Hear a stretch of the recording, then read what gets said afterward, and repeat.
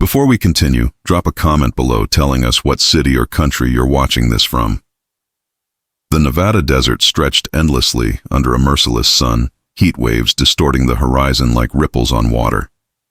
At the edge of Nellis Air Force Base's extended training range, a lone figure stood beside a tactical vehicle, assembling a rifle that most soldiers only dreamed of firing.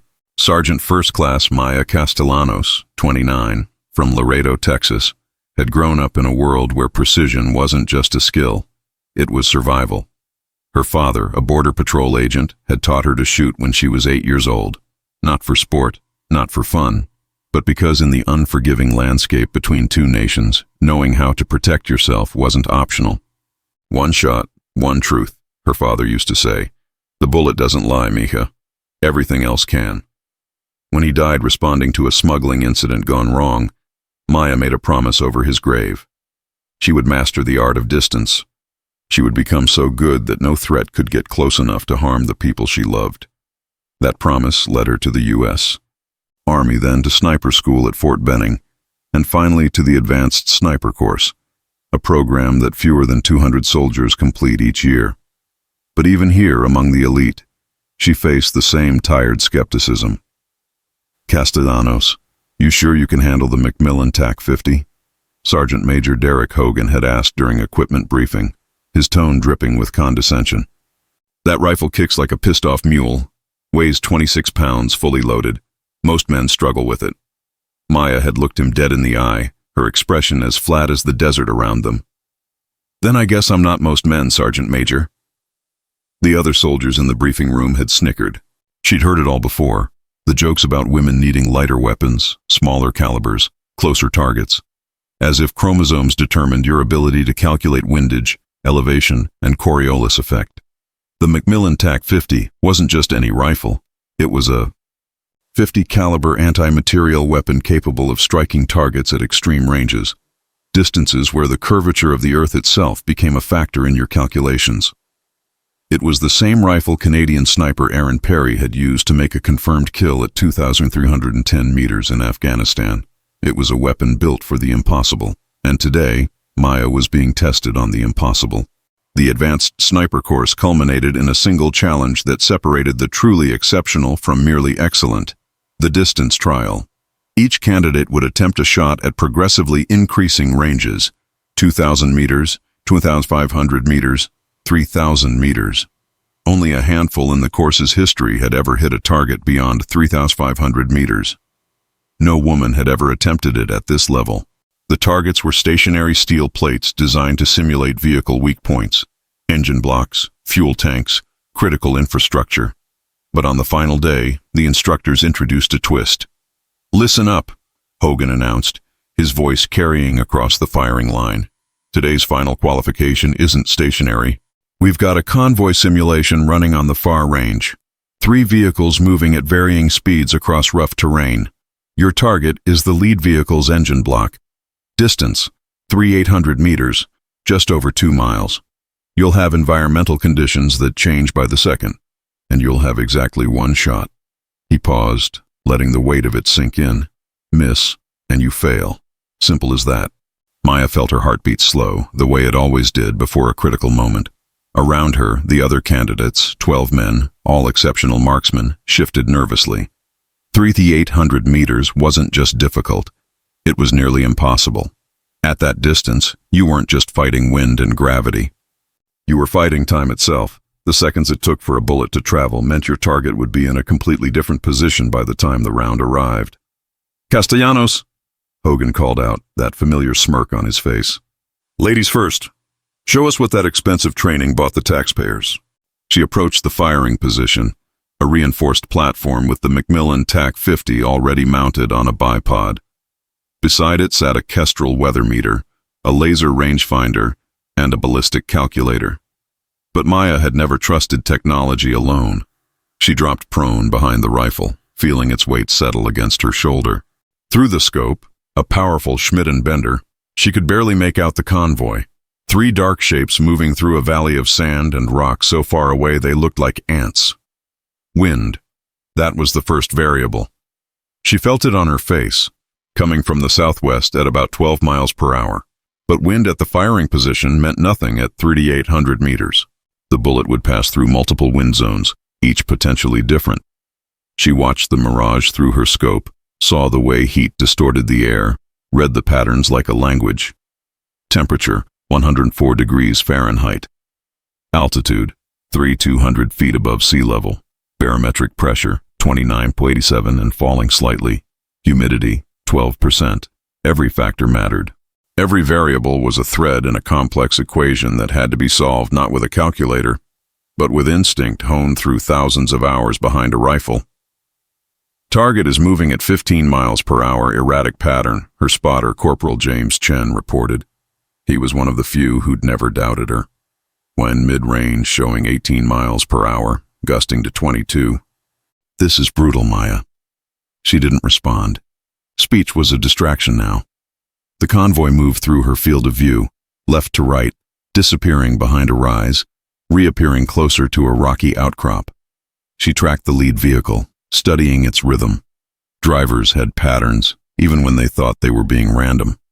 This one accelerated slightly on straight sections, slowed before turns. Behind her, she heard whispers. No way she makes this. Hogan set her up to fail. $20 says she doesn't even get close. Her finger rested lightly on the trigger, not touching, just hovering. The Macmillan's trigger was set to a crisp 3.5 pounds. At this range, even the pressure of your heartbeat through your finger could shift the shot. She controlled her breathing. In for 4 counts, hold for 2, out for 4. Heart rate dropping, dropping, dropping. The bullet would take approximately 5 seconds to reach the target. In that time, the vehicle would travel about 110 feet. But it wasn't traveling in a straight line. She had to predict not where it was, not even where it would be, but where the driver would choose to go based on terrain and habit. The wind shifted. She felt it before the Kestrel registered it, a subtle change in pressure against her cheek. Moment of truth. The vehicle emerged from behind the outcrop, beginning a predictable arc toward a cleared section of desert. Maya saw the future in her mind, saw where machine and earth would intersect in exactly 5.3 seconds. She made her adjustments. Elevation, up 32 MOA. Windage, left 9 MOA. Lead the target by 15 feet. Account for the drop. Trust the math. Trust the instinct. The crosshairs settled on empty desert, a point where nothing existed yet. The exhale came naturally. At the bottom of her breath, in that perfect moment between heartbeats, her finger completed its journey. The Macmillan TAC-50 roared. The recoil was massive, but she'd been ready for it, her body absorbing the force like a willow bending in wind. The muzzle blast kicked up a cloud of dust. Then came the wait, 5 seconds that felt like 5 hours. Through the scope, she watched the empty patch of desert where her bullet would arrive. The lead vehicle drove directly into that space, and then its hood exploded in a shower of metal fragments as a .50 caliber round traveling at 2,800 feet per second punched through the engine block like it was made of cardboard. The vehicle lurched, smoke pouring from its front end, and rolled to a stop. For 3 full seconds, there was absolute silence on the firing line. Then Chen's voice cracked through. Confirmed hit. Target neutralized. The silence shattered into chaos. Holy shit! She actually... Did that just happen? Maya stayed prone, motionless, still watching through the scope as the convoy simulation ended. Only when the range officer called clear did she rise, removing her ear protection with hands that didn't shake despite the adrenaline. Sergeant Major Hogan stood frozen, his clipboard hanging limply at his side. His face had gone pale beneath his tan. That's... he stammered. That's the longest confirmed hit in this course's history. Maya turned to face him, her expression unchanged. You said 1 shot, Sergeant Major. I didn't want to waste ammunition. The other candidates stood in stunned silence. Several were openly staring. One was frantically checking the math on his ballistic calculator, as if numbers could explain what they just witnessed. But Chen was grinning like a maniac. I spotted for that shot, he said to anyone who would listen. I spotted for that shot. Nobody's ever going to believe this. The next morning, Maya was summoned to the course commander's office. Lieutenant Colonel Sarah Vance, a veteran sniper instructor with 23 years of service, sat behind her desk with a file folder open. Behind her, on the wall, hung photographs of previous course graduates. a gallery of the Army's most elite marksmen. Sergeant Castellanos, Vance began, her voice measured. I've been running this course for 8 years. In that time, I've seen exceptional shooters, natural talents, soldiers who seemed born with a rifle in their hands. She paused, studying Maya with sharp eyes. What you did yesterday transcends exceptional. That shot required not just skill, but an understanding of ballistics that most people can't develop in a lifetime. The calculations alone.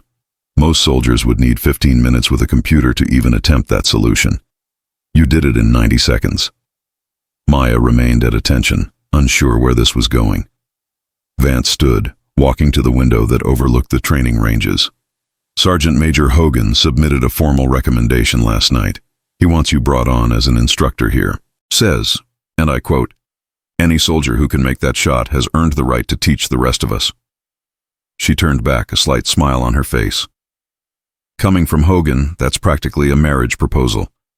He doesn't give compliments lightly. Ma'am, Maya hesitated, then spoke with quiet conviction. I didn't come here to prove anything to anyone. I came to honor a promise. Your father, Vance said, gesturing to the file. Border Patrol Agent Roberto Castellanos, killed in the line of duty, 2016. I read your entry essay for the sniper course. You wrote that he taught you the weapon doesn't matter. It's the person behind it.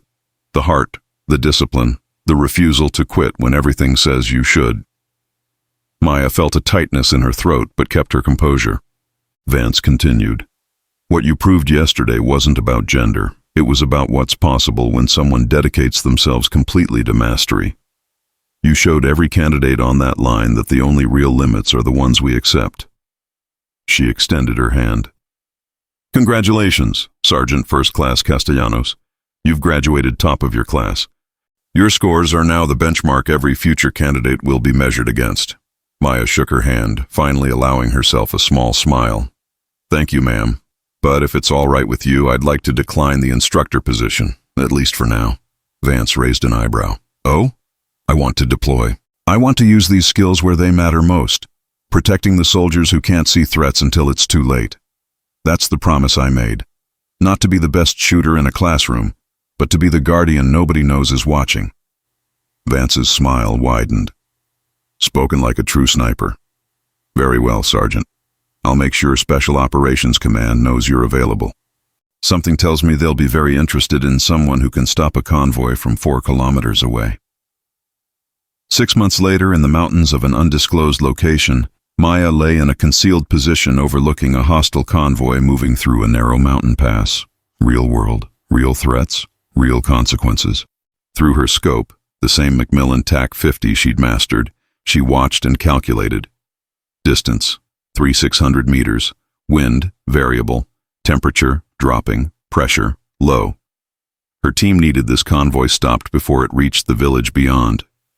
Intel suggested weapon shipments, chemical components, things that would kill innocent people if allowed to proceed. She felt her father's words echo in her mind. One shot, one truth. Her finger found the trigger. The math was perfect. The moment was right. The cause was just. She fired. 5 seconds later, the lead vehicle's engine block disintegrated and the convoy ground to a halt. By the time the enemy realized what had happened, her team was already moving in for capture. Mission success. 0 friendly casualties. Threat neutralized. That night, over encrypted comms, her team leader simply said, "That was the most impressive shot I've ever witnessed. Where the hell did you learn to shoot like that?" Maya smiled in the darkness, thinking of a border town in Texas, a father who believed in her when nobody else did, and a promise made over a grave. "My dad taught me," she said quietly. "He taught me that the distance between you and your target doesn't matter. What matters is the distance you're willing to go to protect the people you love."